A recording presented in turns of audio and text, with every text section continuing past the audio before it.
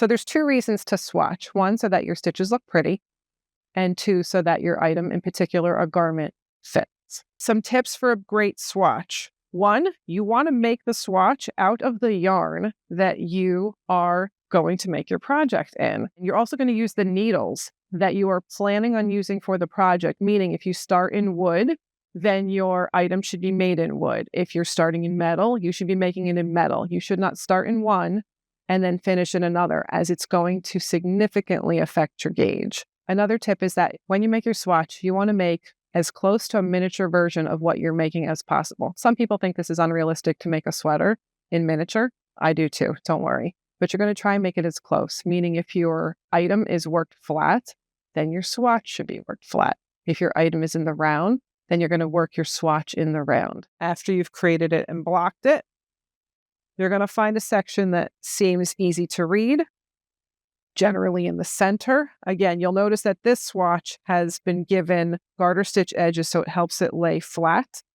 You're going to look into the center and you're going to line up right above a row and read from left to right. The marl in the yarn is going to distort the way stitches might look a bit.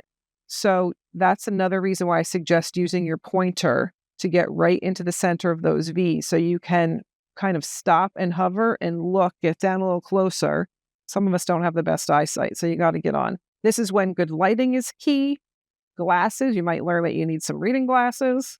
That'll be super helpful if you're struggling. Again, you're counting from left to right. So 1, 2, 3, 4, 5, 6, 7, 8, 9, 10, 11, 12, 13, 14, 15, 16, 17, 18. This particular section was done on a US 7. And I know that because when I knit it up, I worked from a 6, a 7, an 8, and a 9. So as I said earlier, you want to take really good notes. And I recommend to students at the store that you draw on a piece of paper. Perhaps this will go on a binder later with a scrap piece of yarn. And you're literally going to draw what you did. So if I used a 6 here, a 7, an 8, and a 9, and I'm going to start by doing 18 stitches by X amount of rows. And that's going to help you keep your notes nice and crystal clear for when you come back to them.